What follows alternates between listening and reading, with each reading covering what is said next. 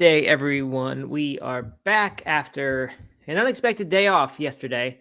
If you were in the Discord group, then you no doubt got our notification because we sent it out to everyone in there that we would first we delayed for 90 minutes and then we actually fully canceled and just did a little hangout in the Discord in the Steam room, a little voice chat. I went to the dentist yesterday, got some fillings, got under the nitrous gas again. But they had to use all this extra numbing agent for me. 3 times I had to go back and numb my lower left jaw because I just kept feeling the drill. So that didn't wear off for a really long time. For most of the day yesterday, I was spitting out water and couldn't talk, and it was terrible. Tried to eat a banana once. That was a disaster. Hey, Matt. Good to see you. It's going well. Yeah. I was just listening to Blink-182 had a reunion at Coachella this last weekend. I don't know if you knew that. You were a pop punk fan back in the day, right? Yeah, you know what, Doug? I'm having a quick little problem. I'm having trouble getting the audio to come through the computer. Can you talk one more time for me? Hello, Matt. Can you hear me now? Yep, now I'm good. Sorry about that. My apologies, everyone. All right, can you repeat that, Doug? I heard you say Blink-182 and then something else. Yeah, I was just watching Blink-182's. I think it was their first return concert or something at Coachella last weekend. And I was just watching some clips from that. You were a pop punk fan back in the day, right? Yeah, I was. I mean, eventually it kind of got. I mean, I can also at the same time laugh at myself, right, for liking some of that music. Like the Blink-182 is a good example. Some of it got so goofy and silly that it didn't have the punk ethos anymore. Right. But I still like it. Good little toe tappers for sure. Did they have the original band back, like the main 3? Well, not the original, because the drummer was out. But so because I remember Tom what do you mean DeLonge, the drummer was out? The drummer who recorded the first Blink-182 album with "Damn It" on it, the big smash hit. I mean, that's the first big album. They had several others too before that. Was one drummer, and then Travis Barker came on for "Enema of the State" and beyond. Oh, okay. Travis was back, but Tom is back. He had a whole. He went through rehab. He went away. Right? Oh, I didn't know that. I knew he had solo projects and stuff, and that they had the Alkaline Trio. Matt Skiba. I might be wrong about that. I don't want to spread rumors, so I might be wrong about that. Black Mountain Town Councilman spreading rumors about Tom DeLonge. Yeah. So the original 3 are back. I think is their first one, which is why it was a big deal. But man, it's kind of weird, listening to 40-some-year-olds sing about teenage love and so were they playing all the old songs in the back? It was right? I don't. I mean, I just watched some clips, but yeah, it was all the old classics. Yeah, I mean, they kind of lost me with the music after about 3 albums, the 3 popular albums. You know what I like watching now and then? I mean that's a little different. To go watch I think Woodstock 1995, the one that wasn't the disaster, and Green Day playing at that, or maybe it was Lollapalooza. Those are great to watch. And there's a huge mud fight, and even Green Day was kind of sellout punk, or at least they were considered that. But to me, that's still legit punk music, or pop punk at least. That's just good. That's good to watch. That gets me fired up still. Do you know who I really like now? Who I didn't like when they were Taylor Swift. In their punk phase. Yes, of course, Taylor Swift. But Paramore. Yeah, their new stuff is really good. I haven't heard a whole lot of the new stuff. I know the song from 10 or 12. That what's the girl's name? Haley. No, not her. There's a pop artist, Olivia Rodrigo, right? Is that her name? Oh yeah. She has the song "Good for You," which she ended up having to add Paramore to the songwriting credits because her song was deemed to be too similar to that. Oh really? Yeah, and there are mashups. Google Olivia Rodrigo Paramore mashup, and you can find some on YouTube of them putting these 2 songs together, and they actually create new good songs out of with the mashup. But they're remarkably similar when you listen to it. Yeah, I mean, I haven't heard any new Paramore, but I should based on your recommendation, because it's good. You should check it out. The last 2 albums are both pretty good. Very different from the old stuff. But isn't there more with Paramore, like more story about backstory or something recently? Oh, you know what? They've been on the vegan things recently a little bit. They've come across our vegan news. I don't think we've shared about them, but they, if not vegan, and I don't think they are that, or she is that, they're at least doing benefit concert things that are related to these kind of causes. I've seen. I didn't know you were a fan. I would have included them in the weather report more often. Yeah, you should have. I'm a fan. I didn't used to be, but I am now. Man, we got some serious questions coming in on Instagram here. About dental work or about pop punk? No, does plant-based lower blood pressure? If so, some good starter meals on Instagram. Okay. Yeah, I mean, I would say all else equal, if you eat a healthy plant-based diet and you have high blood pressure, it will probably help you to lower it. But I can't go into more depth than that, I don't think. Good starter meals. I mean, I don't know. I would just say stick to whole food plant-based diet if you're really looking to do that. Look at forks over knives. Limit the salt, which of course they'll do. So that's what I would say right now. Can't get into recipes right this second. All right. Aisha likes Paramore. She says include Paramore in pop culture when possible. Great. Someone else did too. Oh yeah, Aisha. Double liking the Paramore. Isn't there a podcast about Paramore too that is like this? Yeah, Black people love Paramore. It's a podcast. I always see it on my feed. I don't know why. We should don't anything about it. They show the album. I would love to know who in this community, like what kind of music people in our community are into. We should have a band or a music swap. We should have a plant-based morning show playlist where everybody contributes a song. That'd be fun. They should go with the book club. I haven't seen actually the book club rumblings in Discord. I should go look at that. Probably it's in the I think it's in the Ask Matt and Doug, or maybe the ideas and feedback section. Okay. Probably that one. But yeah, Discord. If you're not in there, that's where we're sending all the updates for the show. So definitely head over to nomadathlete.com/Discord, DISCORD.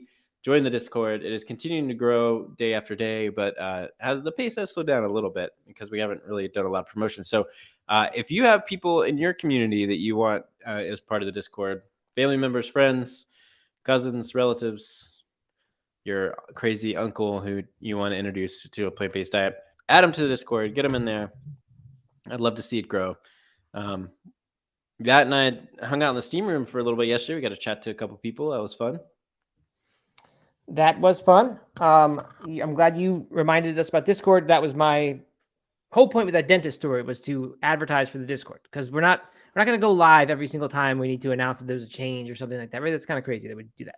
So that's just how we can broadcast that out. So go in the Discord, if for nothing else than to get the news updates. Go in there. You don't need to open it up. You should just get notifications when we tag everyone. So do that. I'm still having a little bit of echo sound. I apologize if anyone on the podcast is getting that. And I cannot figure out what it is today, but I have a theory, so I'm going to try one more thing. It's echoing my voice?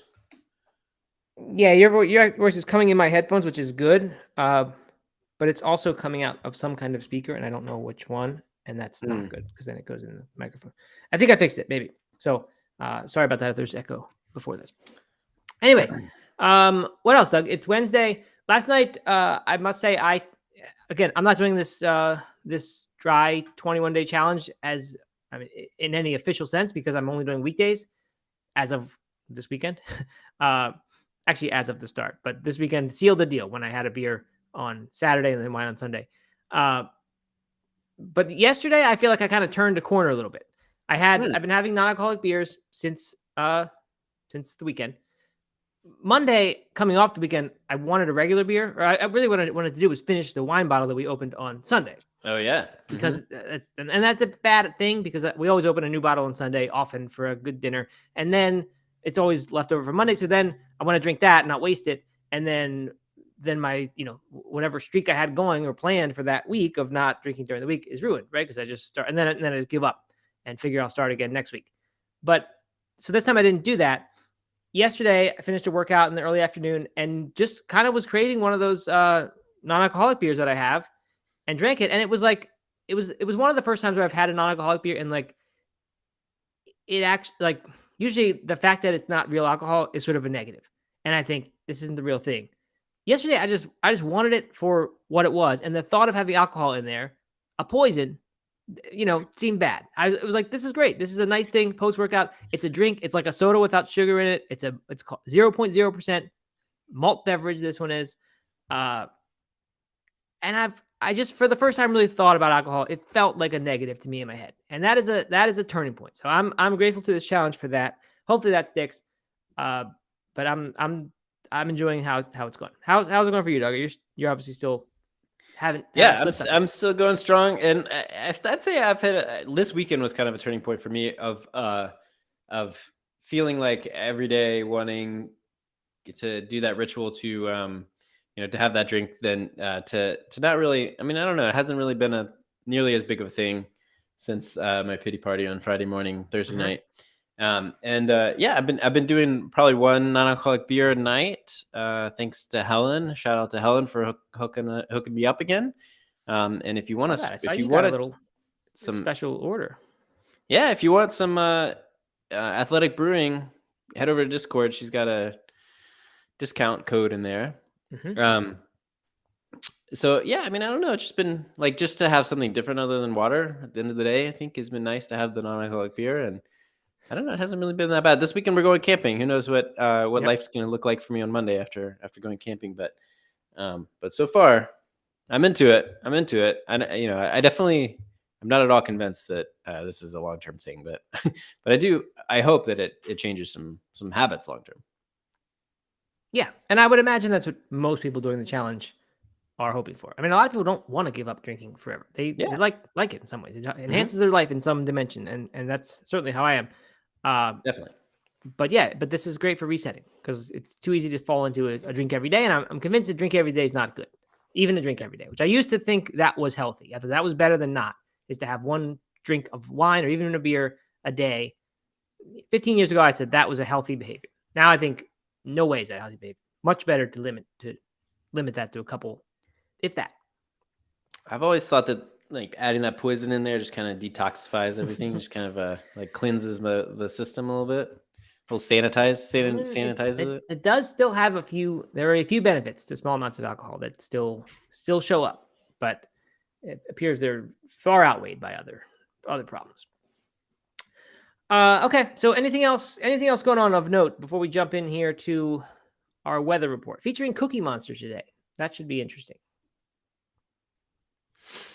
Yeah, it's gonna be a fun one. No, I got nothing. Okay, well then, here we go. This isn't the Cookie Monster one yet. That's coming. Armored Fresh. You ever heard of Armored Fresh, Doug? Armor Fresh? Armored Fresh. I don't know. I don't think it's a food tech company, and they make almond milk. At least now they've debuted almond milk American slices. I don't understand the name Armored Fresh. It does not sound like a food brand at all to me, but it is. And Slutty Vegan, of all places, is going to be. They have a partnership, and that's what's going to use to top their meatless burgers and sandwiches. So Armored Fresh has gone from like an unknown to partnering with maybe the hottest vegan food chain around. If we can call it a chain, I guess they have 3 or 4 locations now. Anyway, they've got this. They have a U.S.-wide e-commerce platform. Their cheese is made with what they call a world-changing kimchi technology to the masses. So I don't know if this means. I mean, they call it tech, so I don't know if this is precision fermentation or what. But somehow, kimchi gets fermented. I don't think cheese is technically fermented. Maybe it is. I think of it more cheese as like fermented. Is that fermentation? I know it's like a culturing that happens. I guess it's the same as fermentation. I don't either. But they're doing that, and so I think this is going to be better than your typical, vegan junk food cheese. Maybe more in like the Miyoko style cheese, which is actually good. So that's happening. They're on the map now with this partnership, and they're available in 100 regional supermarkets, including Kroger, Key Foods, MetFresh, Seatown, City Acres, and associated stores throughout Manhattan and Brooklyn. I don't know of almost any of those stores except for Kroger. So I don't know how I'm going to get this, but I'd be curious to try some Armored Fresh cheese. All right, next up, it is fermented. I just Googled it. All cheese fermented. I don't know if all cheese is fermented, but cheese in general, is a fermented dairy product. Okay, so cultured and fermented must be the same thing, or similar. All right, next up is the promised Cookie Monster news. That Cookie Monster reminds me now of Kevin from The Office, because there's a Kevin scene or Kevin episode where people are imitating him in Cookie Monster style. But anyway, my music has just stopped. I heard my speaker clicked, and now my music is gone. So there's no weather report music today after that first one. But anyway, we got the Cookie Monster thing. He has partnered with Califia Farms, which makes almond milk. He has partnered. Cookie Monster signed a legal agreement. So he's partnering with Califia Farms, and we've got the ad with exclusive ad coverage here. This was provided by VegNews, which Doug is going to be so kind as to play for us in just a second. You will see that in it, they suggest they call him the cereal monster, but he declines to be called that. I mean, I don't know if this matters, but maybe a little bit. He's a character people know. Kids know and love him, I'm sure, and adults trust him, I think. Do they? I don't know. I mean, it's for our youth. I mean, Cookie Monster, yeah, he's in all kinds of my kids' books. Every time I say his name, I go and eat their belly or their arm or whatever, and right. So if they see him promoting almond milk, if they were not already vegan, they'd probably be curious to try this almond milk. They probably would. So let's watch that video here. Let me pull it up, Matt. If you could get the audio going for us. Ready? Yep. No, it's not your usual, but cereal's tasty with Califia almond milk. Oh, looks yummy, creamy, delicious. People see me and think, oh, he only eats cookies. But me multifaceted individual, me try new things. Guess we should start calling you Cereal Monster. Or that was just a joke. Good, yeah, Cookie Monster. Cookie Monster. Cookie Monster. Califia. I mean, I like it. I think it's good. I think it's fun. Yeah, it's okay. I mean, I don't know.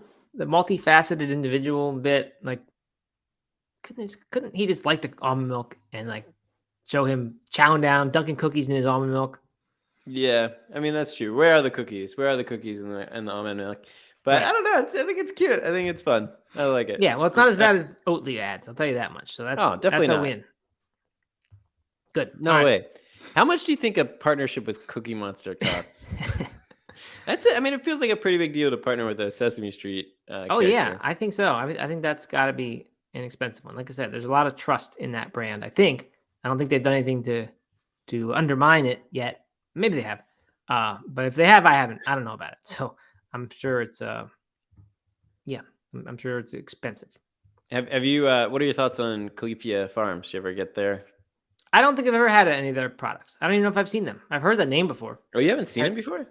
We don't really shop for different almond milks. We just go get the one that we're after, and then that's it. They have this like cold brew coffee almond milk latte thing that has powered all but one of my 100-milers, but a huge part of my nighttime routine in 100-milers. Yeah, I like that. I mean, good. I had a little coffee during my 100-miler at the nighttime. That's when it was good. So it's a pre-made thing. It's pre-made. It comes in a plastic jug thing, just like the one in the commercial there. But it's like cold brew with almond milk latte. It's pretty good. I mean, way more sugar and stuff than I would want on a daily basis. But in the middle of the night on a 100-miler, it's been perfect. And okay, it's even come back up, and I've taken it back down. So it's wow, it's that good. Okay. Ben S says, I tried that brand's barista blend milk and coffee, and it was terrible. Is that yours, Doug? Is that what you're talking about? The barista blend? No, I don't think so. No, it's called like a latte. Okay. Cold brew latte. Aisha says the oat milk creamer is not good either. Mr. Oh man, people are hating on Califia. Califia is pretty good, but their plain milk is their worst product. Okay. Yeah. All right. Well, some mixed reviews on Califia there. Tasted gross, and it curdled in the coffee, which is very off-putting. But this is not necessarily the same thing that you're promoting here. So no, it's not. It's not. Okay. And Good. You stand by that though? You're not going to overturn? No, reverse that. I stand by my personal experience. It's been good. It's been good. I haven't had any of the other products other than this cold brew stuff, but I'm a fan of the cold brew stuff. Not a fan of the fact that it's like this thick plastic jug. They're like the only ones that do the plastic stuff, but right. All right, moving on here. Music still doesn't work. The Plant Burger or Plant Burger, PLNT Burger. Have you heard of this place, Doug? It's a DC, has a bunch of DC locations. No, I have not. It's capital PLNT. I've seen it several times in the news, but I guess we haven't ever decided to cover it on anything. I don't know if you call that Plant Burger or not. I don't know what else you would call it unless you just keep saying PLNT Burger. But they are now featuring a Meati filet, MEATI, which we tried. I think maybe 2 weeks ago. Talked a lot about that. I tried their chicken filet, which probably is this exact one. The crispy chicken sandwich is what they're using it in. And then I also tried their carne asada steak product. I thought the carne asada was much better, but people in Discord who tried the chicken thing said they did like it. So it seemed to be just me that thought it was weird.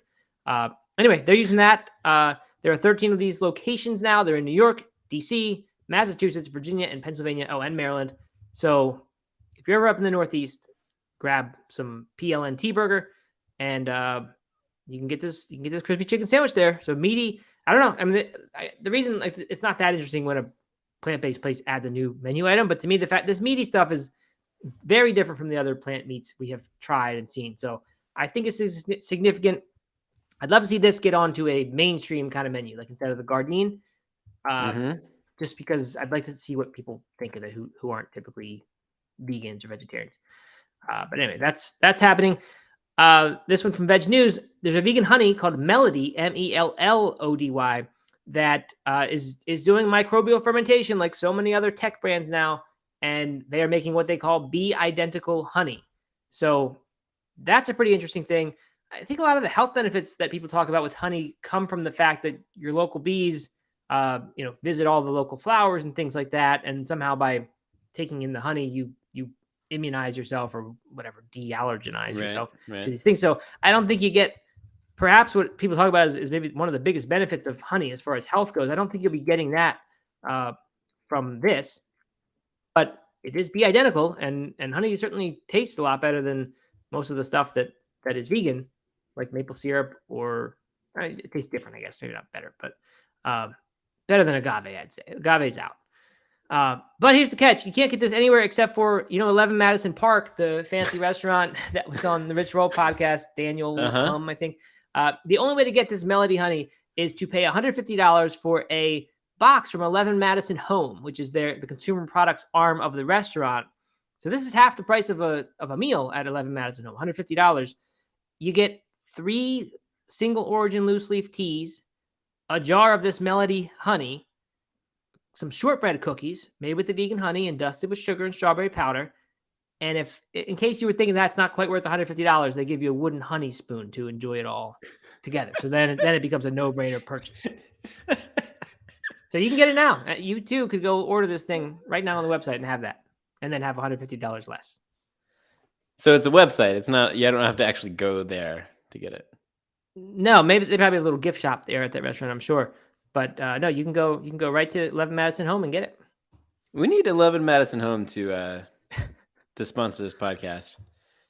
So we can get shortbread cookies. No, well, yes. This is ridiculous. I mean, come on, that's ridiculous. That is so ridiculous. Who is gonna buy that? And why would you buy that? Anyone who is gonna buy it should not.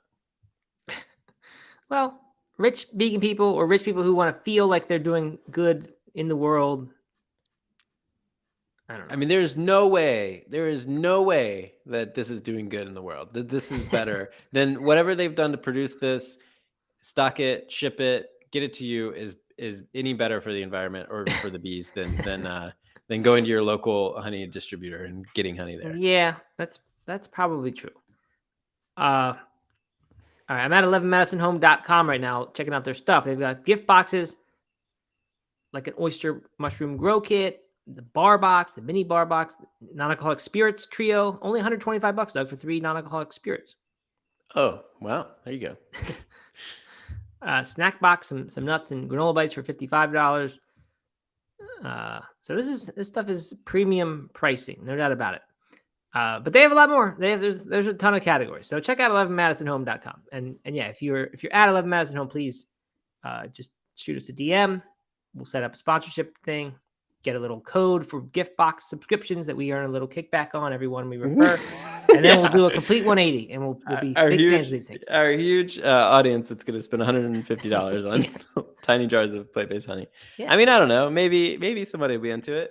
If you are, I would love to see it. I would love to try it. Honestly, I would be like, I would go way out of my way to try some of this plant-based honey, but I'm not going to spend $150 on it. Yeah, so let's hope the honey becomes available like in some sort of retail capacity, or at least like, I guess it counts as retail, at least from the website, just not bundled into an 11 Madison home box. Because I have nothing against this honey happening. I think it's a great thing. It'd be great to have that. Yeah. But yeah, it just seems kind of a crazy that you can't get it any other way but this right now. So, okay, that's all right. Anyway, that's your weather report. Yeah, the one I almost put in the weather report, but then said, no, we can spend a little longer on this, was this story about Mayor Eric Adams, who I think was on the No Meat Athlete Radio podcast, right, Doug? When he was just the lowly Brooklyn mayor, I think, or Brooklyn something. Brooklyn, yep. Brooklyn what? I don't know. They have their own mayor there? Council member, mayor. They wouldn't have their own mayors. I don't know. Right. Yeah. Okay. All right. Well, so the first article I saw on this yesterday, when I didn't find any others yet, was from New York Post. And their starts very negatively. The first line is, it says, haven't they suffered enough? And then mostly vegan nanny, that is Mayor Eric Adams, wants New Yorkers to say goodbye to beef and go on a plant-based diet, etc. So I guess they're calling him mostly vegan nanny. I mean, why would anyone trust a news source that starts a line with mostly vegan nanny? I don't know. Are they trying to be a news source? I guess maybe. It just seems like they're kind of a caricature now. Like if you're into this, you're into it. It's not about trusting the news source anymore. It's just about having your viewpoints, backed up. Echo chamber situation. I guess. Which is a lot of media. I mean, I think one could say the same probably about your newspapers, Doug. If they're on the other side, they could say, who wants to start this thing when it talks about this and this and this, and shows rainbows everywhere. I mean, there's no name calling on NPR. Okay, maybe not. Anyway, yeah. So obviously that's silly, and where you see that, and suddenly it's immediately, even if you somehow didn't know where the newspaper leaned, now where they lean, and then you take it for what it's worth. So, but then today I found the New York Times wrote much more information, had a lot more information in it. First of all, I'm not gonna say it's better. I don't really know, but it's more like news. It looks a little more like news to me. Yeah, where they actually say what's happening. And what is actually happening? Well, the headline from the New York Post is Mayor Adams tells NYC hospital patients to eat more veggies to save planet, which is not. I don't know if that's exactly what's going on. The New York Times one is why New York's mostly vegan mayor wants to cut the city's meat budget, because the hospital thing has already been happening, right? And we've seen. So what they were doing is making the primary option in the hospitals a plant-based dish, or at least vegetarian. I'm not sure if it was totally vegan or not. And were they weren't seeing, we hadn't seen any results yet of like health changes in patients, but some of that, like a very large amount of the people, maybe 90% or maybe 60%, were keeping the plant-based option as their option. Whereas you have to imagine, if that wasn't the default, if that was just one of 2 or 3 options on the menu, most people are just going to default to the meat because that's what they're used to eating. So they're going to pick between the 2 meats probably, or the 1 meat or whatever. So the fact that they're making this the default, that is significant, but it already happened several months ago. And it was interesting that how many people were staying with that default option. So that happened, I think, as part of the city's, as part of their initiative that they were going to reduce the carbon emissions from their food expenditures, or from the food that the city buys. I think it was by 25% at first, Doug, and now they have revised that to 33% by the year 2030. I may be messing that up a little bit, but it is now, the updated number now is 33% is what they're trying to slash emissions by the year 2030. And he gave a talk, I guess, where he mentioned beef, and he said, It's easy to talk about the emissions that's coming from buildings and how it impacts our environment, but we now need to have a talk about beef. And he said this Monday of his Greens for Green initiative during a press conference at New York City Health and Hospitals Culinary Center in Brooklyn. And then it says, to that end, H&H, which is Health and Hospitals, is offering plant-based meals as the primary dinner option to inpatients at its 11 major facilities. So, like I said, that already happened. So I'm not really sure what the news is there, but I think the idea is just that he put beef into this conversation about the city decreasing their food emissions. So the idea is, or the thinking then, I guess, is what is that actually going to mean? They're already done meatless Mondays in the school and meatless Fridays, which I didn't realize in New York City schools. So they've got 2 meatless days out of 5 on the week. That's yeah, that is pretty good if you think it's a good thing. And I do wonder a little. I mean, I can see how parents who have a more traditional upbringing, those, good old Italian Americans in New York, might say, wait a minute, like 2 out of 5 days, you're not giving my child another option. If home packed meals is not an option, I have to buy them. Like, is that really the only option there is? I don't know. And interesting if it is the case. Why is that a bad thing? I don't understand. Just because not everyone agrees that a vegetarian diet is healthy or adequate. And if, you were raised a certain way, which is most people, you don't want to be forced to have to eat this way. It'd be nice to have an option where you can go, just like in the hospitals, you can get the other option if you want. Yeah. You don't like that because you're on the side of vegan food. So you're vegan. So everyone should have to eat vegan. No, I'm not saying you have to eat vegan. You can bring in whatever you want. But not everyone has the means. You of all people, Doug. No, not everyone has the means to do that. I fully understand that. I fully understand that. But I don't think it's inappropriate for a school to. Just like I'm sure they don't. Well, maybe they do. Maybe they do offer kosher meals at every time. They probably do. That's a little different. I don't know. I just I don't see, as long as it's a fully adequate meal, as long as nutritionists, people who are studying this science, whoever is in charge of the lunch program at schools is signing off on what the food they're offering. I see no problem with it, saying that it's a complete meal and offering a plant-based option. I think that's healthier and better for the kids and better for the environment. I think it's great. Obviously, like if it wasn't an adequate meal, then that would be a problem. Right.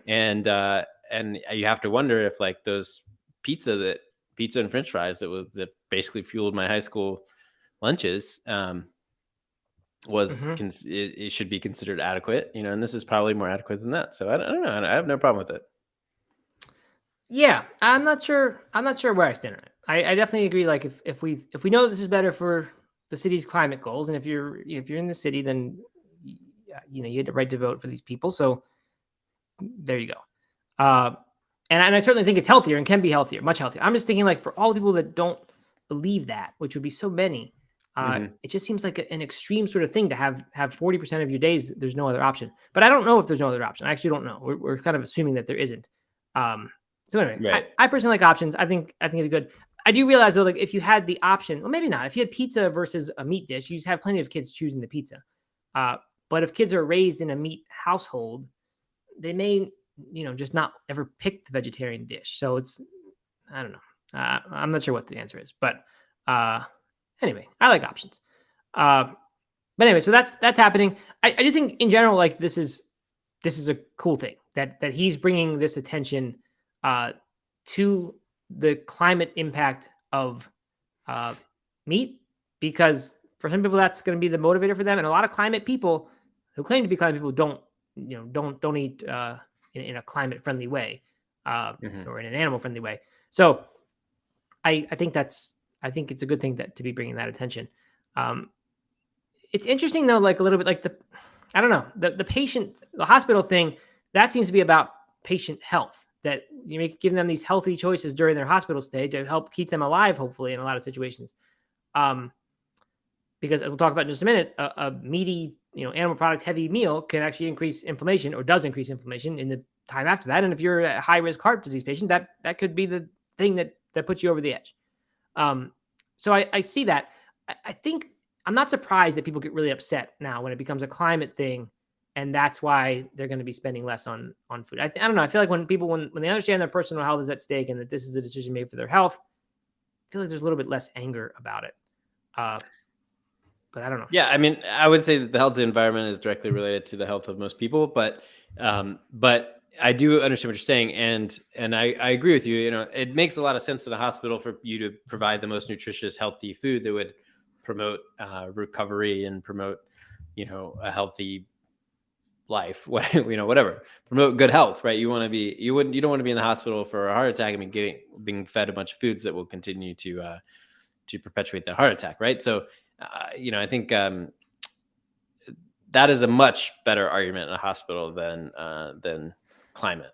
But, you know, they're so intertwined. You know, he was talking about climate, right? He wasn't talking about health. But I think that's probably what happened, like with this New York Mag, or New York Post thing, of like, you know, asking patients to do it for the environment, when really it's probably much more about providing healthy food for the patients, and also, you know, that happen to be environmentally friendly and happen to be better for everyone. And it's a choice.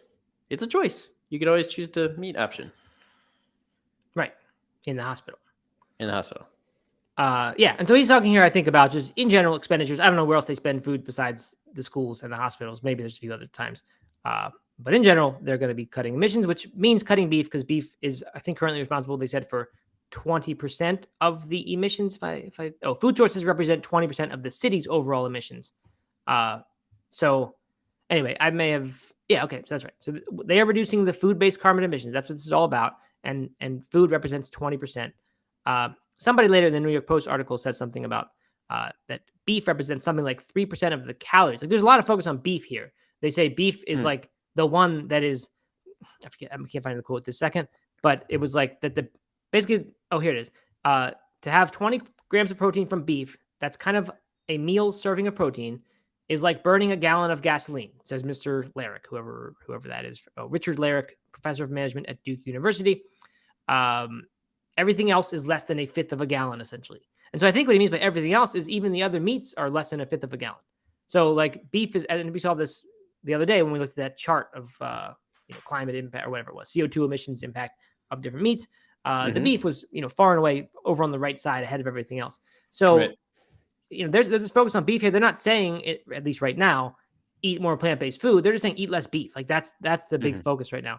And I think that's kind of a fair, a nice compromise, right? I'm not saying take away all animal products. It's just that we're going to be buying less beef as a city. So I can get behind that.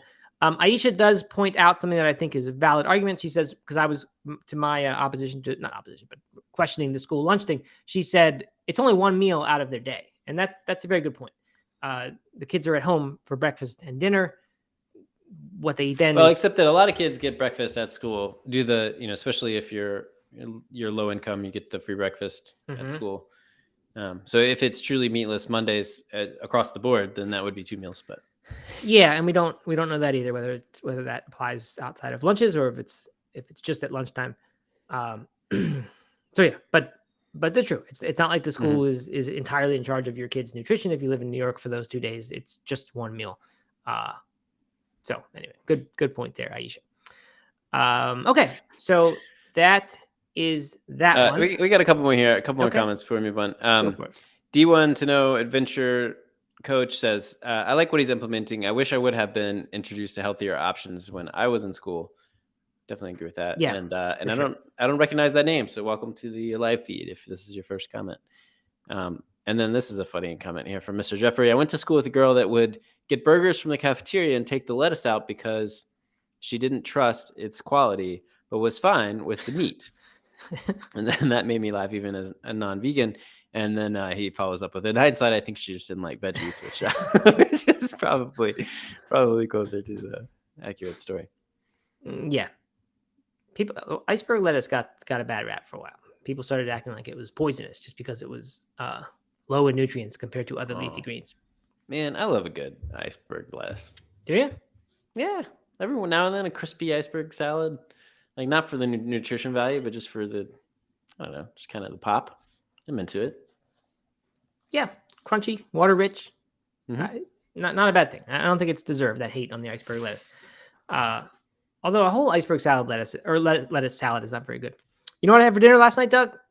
Tell me. A Caesar salad, homemade, from Vegan for Everyone. I forget if it's Vegan for Everybody or Vegan for Everyone.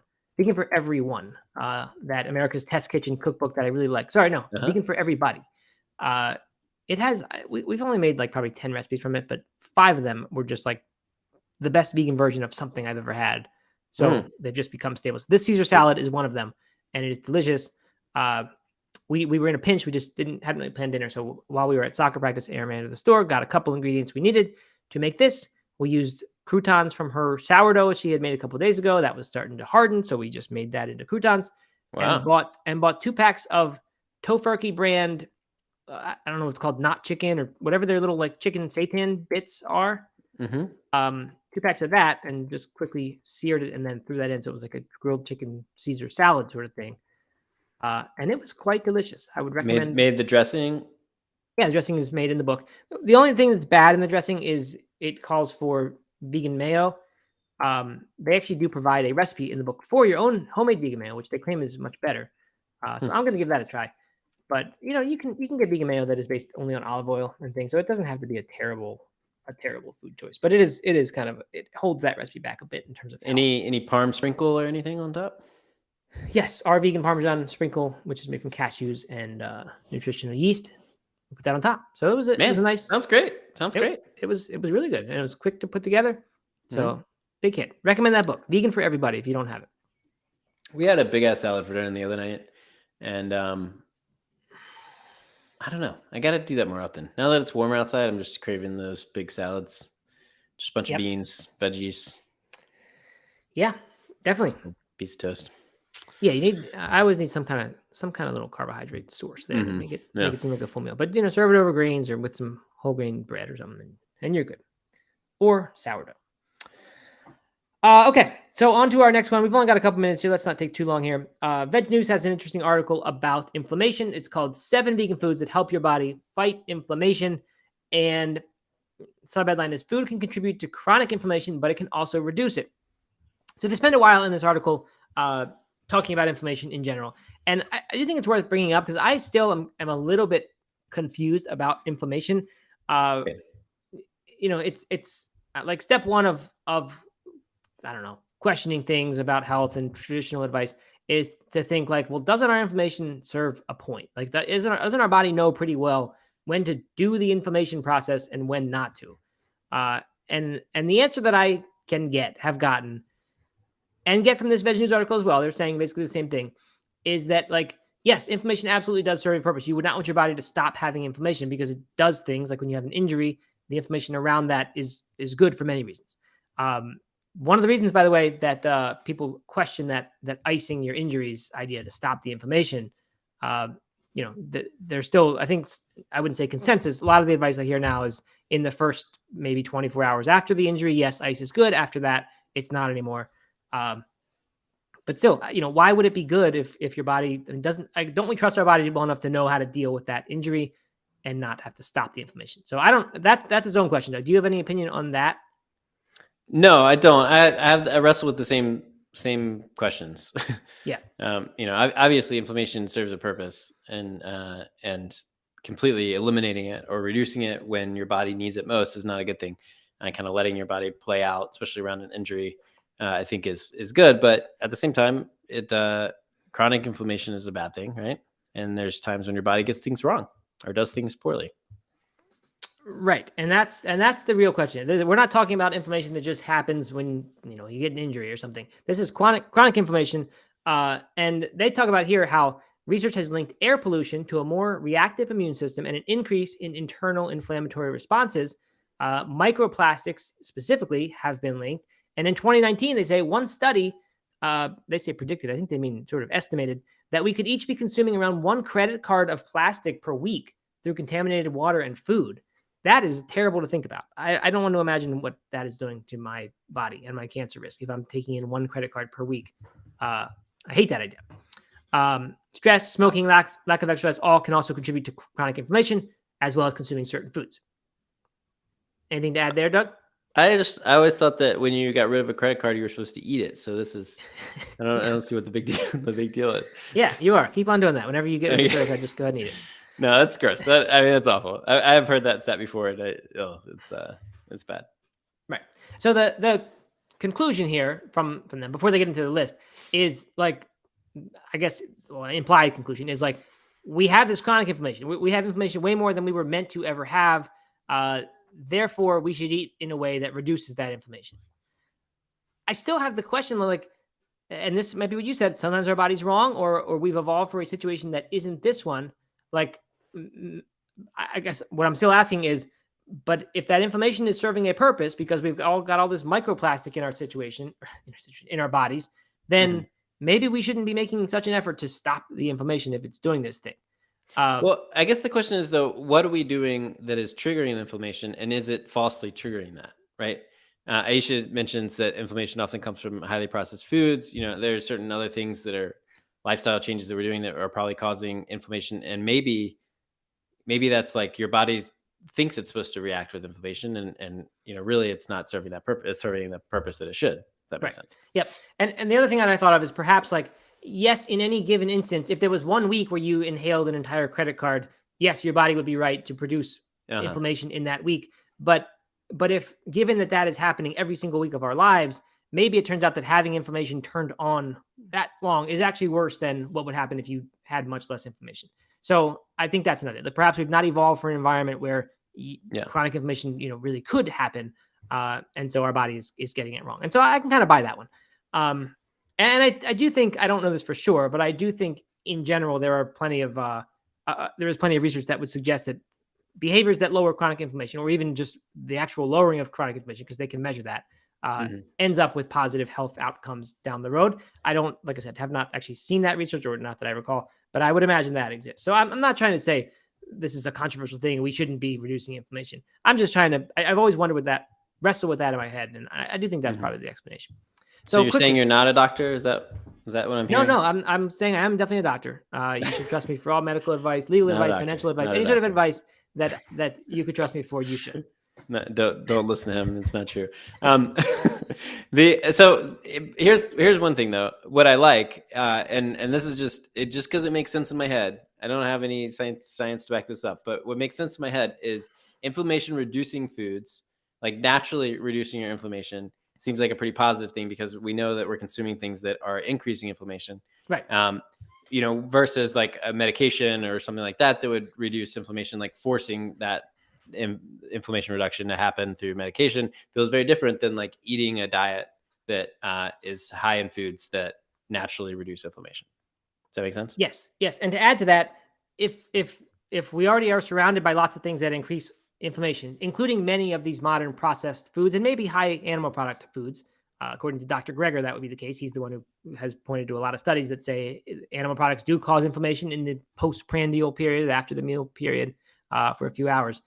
If food is contributing to this, then at least if you eat foods that aren't contributing to it, that's a good thing, right? If you just replace those foods with foods that don't contribute further to the inflammation, then of course that's a good thing.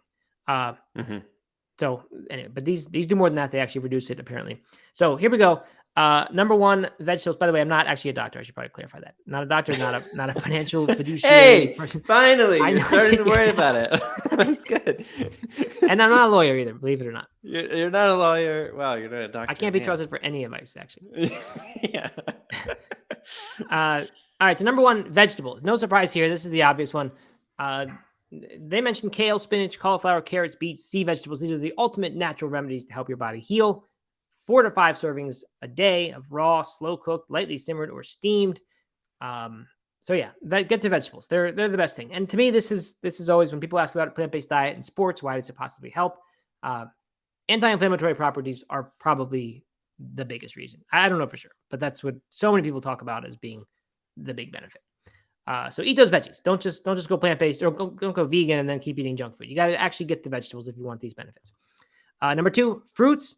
I think a lot of people think of fruits as inflammatory because of their sugar content. They do actually mention eat more fruits with the least amount of natural sugar, such as strawberries, raspberries, blueberries, and pink grapefruit.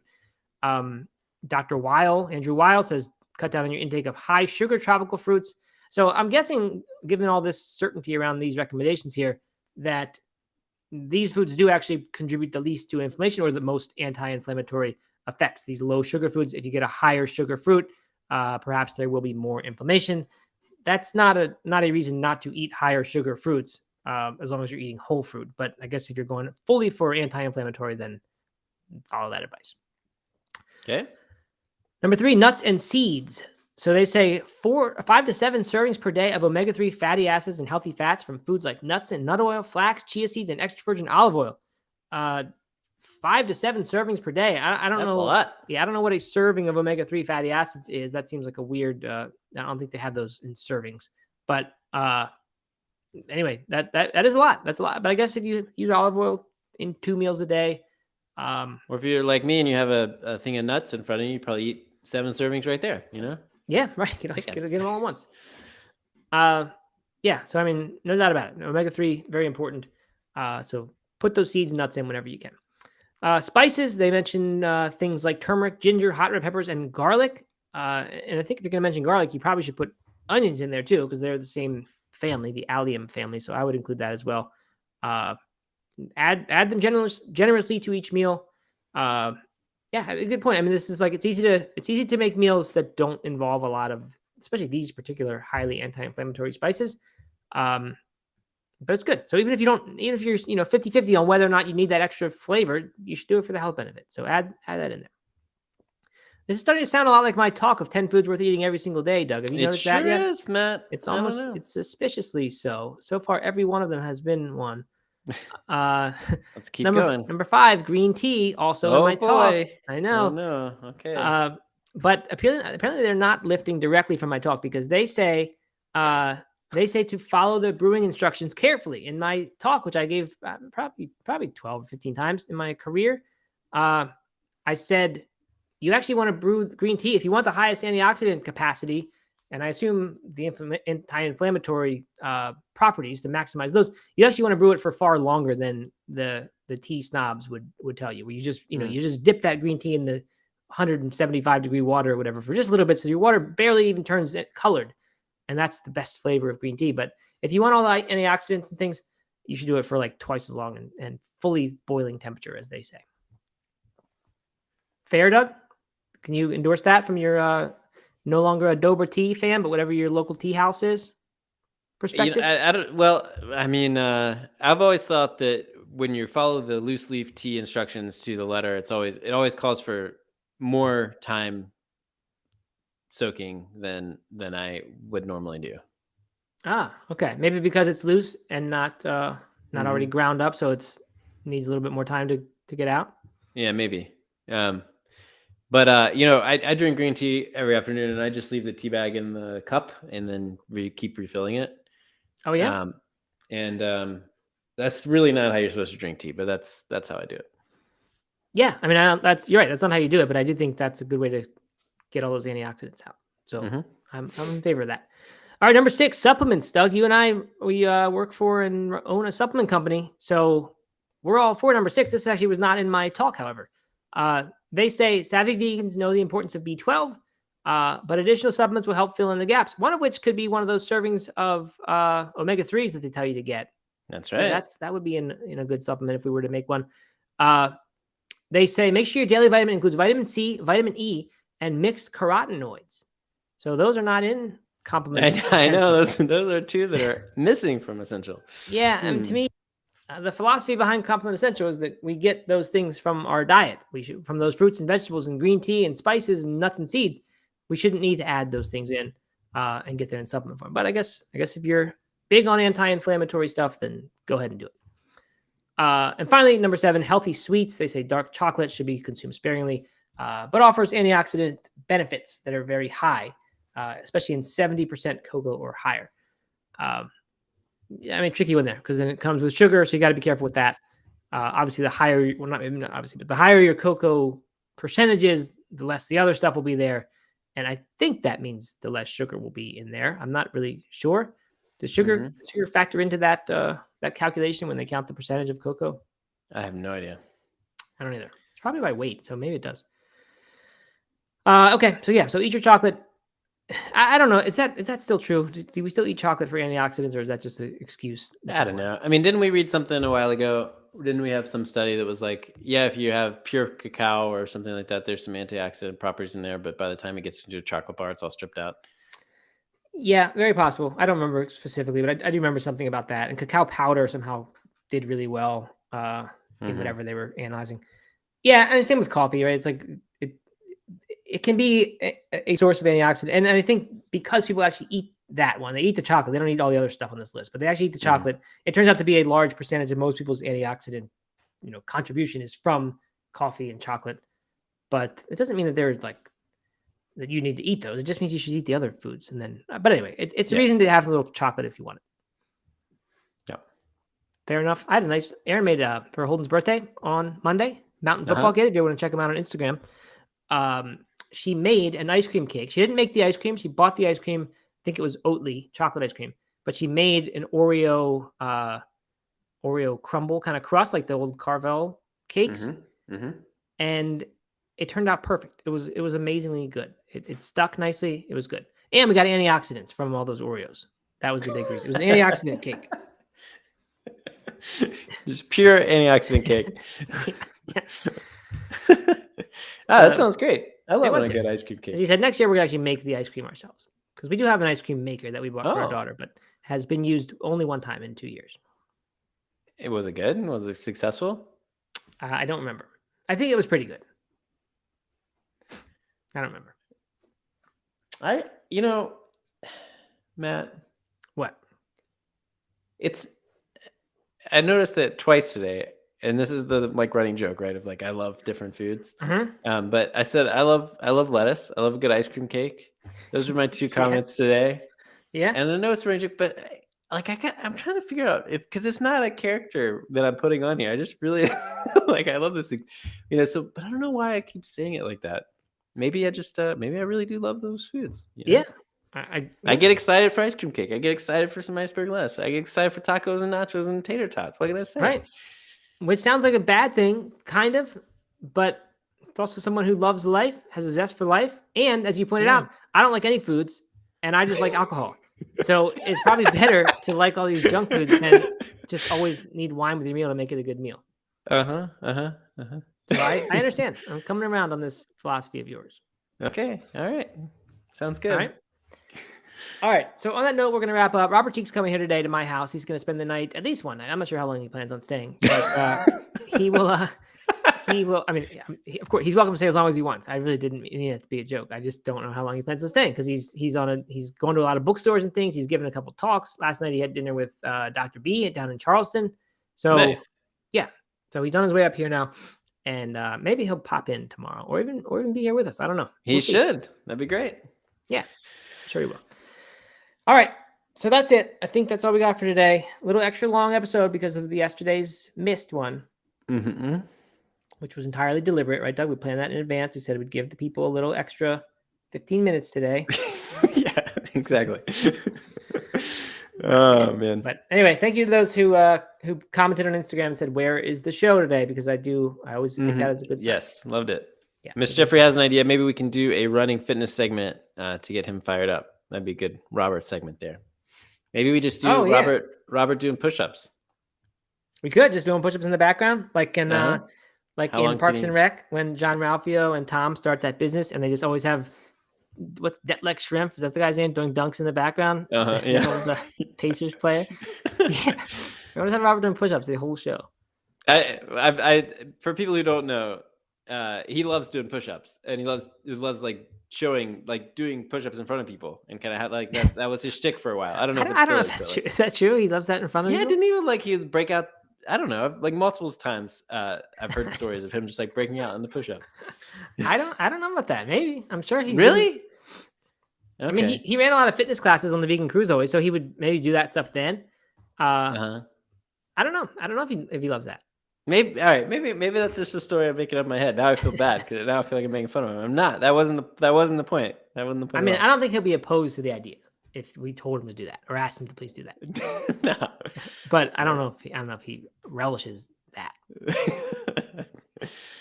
Anyway, we'll see. Find out tomorrow. All right. Well, I'm excited to see you tomorrow. I'm excited for another show. So thanks everybody for joining, and we will see you later. See you in the Discord. Right. Bye everyone.